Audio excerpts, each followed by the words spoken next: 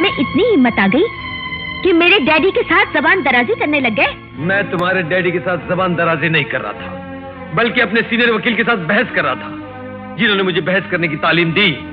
और अगर वो मुझे ये कहें कि तुम अपनी तालीम और लियाकत का इस्तेमाल मत करो, तो ये जुल्म है, और जुल्म के खिलाफ लड़ना हर इंसान का पैदाइशी हक है। क्या वो सिर्फ तुम्हारे सीनियर हैं और कुछ नहीं? अपनी बेटी तुम्हें सौंपकर जिस एडवोकेट चौधरी ने तुम्हें अपना दामाद बनाया, समाज में इज्जत दिलाई, क्या वो चौधरी तुम्हारे ससुर नहीं है, सिर्फ सीनियर है? नहीं, वो मेरे ससुर हैं, लेकिन जहां तक मेरी इज्जत का संबंध है, वो मुझे भीख में नहीं चाहिए। मैं अपनी इज्जत खुद कमाना चाहता हूँ। अगर आप ये समझते हैं कि ये केस जीतकर आपको इज्जत और शौहरत मिल जाएगी, तो ये सिर्फ आपका वहम है, एक ख्वाब है। फैसला सुनाने वाली तुम हो या जज साहब? हर बात का जवाब देना आता है, लेकिन मेरे डैडी की इज्जत और शौहरत का ख्याल नहीं आता तुम्हें?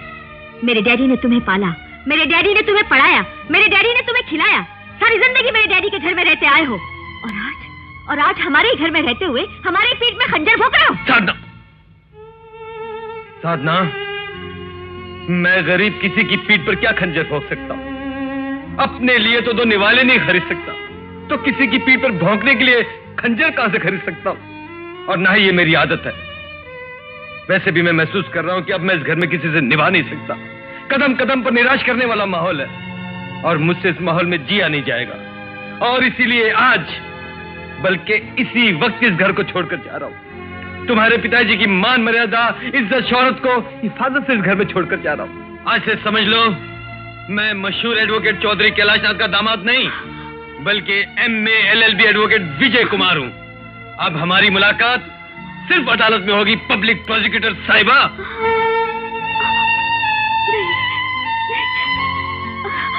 डैडी इस घर से जा रहे हैं। क्यों? कहते हैं अपने पैरों पर खड़ा होना चाहता हूँ, अपनी मेहनत से नामवर वकील बनना चाहता हूँ। उनको हमारे घर का माहौल घुटन वाला और कदम कदम पर रुकावट वाला लग रहा है। ऐसी? आइए वकील साहब, बैठिए। नहीं अंकल, इतने दिनों तक तो बैठकर ही खाता रहा हूं, अब तो खड़ा होने दीजिए। कहाँ? सड़क पर? जी नहीं, अदालत में। मुबारक हो विजय, तुम्हारे ये मजबूत इरादे जानकर और तुम्हारे ख्यालात सुनकर बेहद खुशी हुई, और यकीन मानो तुम्हारे इन पुरजोश इरादों के बीच मैं या मेरी बेटी कभी नहीं आएंगे। जाओ, बहुत बड़े वकील बनो, इज्जत कमाओ, नाम कमाओ, दौलत कमाओ। इस घर के दरवाजे तुम पर हमेशा के लिए खुले रहेंगे। लेकिन जाने से पहले मेरी एक बात सुन लो विजय, मैं उम्र में और तजुर्बे में दोनों में तुमसे बड़ा हूं, इसलिए बता रहा हूं। मैंने जोश वाले भी देखे और जोश वालों का अंजाम भी देखा है। जिस मुकदमे के बल पर तुम अपने पैरों पर खड़े होने की कोशिश कर रहे हो, वो मुकदमा एक दिन कुल्हाड़ी बनकर तुम्हारे पैर काट डालेगा और मेरी इज्जत का सर काट डालेगा। तुम्हारा भविष्य और मेरी इज्जत दोनों तुम्हारे हाथ में है, इसलिए जो कदम उठाना सोच समझ कर उठाना। मैं जिंदगी भर तुम्हारा एहसानमंद रहूंगा। अंकल, आपकी ये नसीहत मैं जिंदगी भर याद रखूंगा। Thank you very much. नहीं विजय, डैडी वो गुस्से में जा रहे हैं, आप उन्हें रोकने के बजाय उल्टा जाने को कह रहे हैं। बेटी, जिस इंसान को कभी गुस्सा नहीं आता वो इंसान कहलाने के लायक नहीं होता। गुस्सा मन का मवाद है, उसका निकल जाना ही बेहतर है।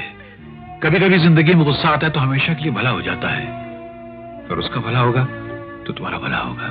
जाने दो इसे।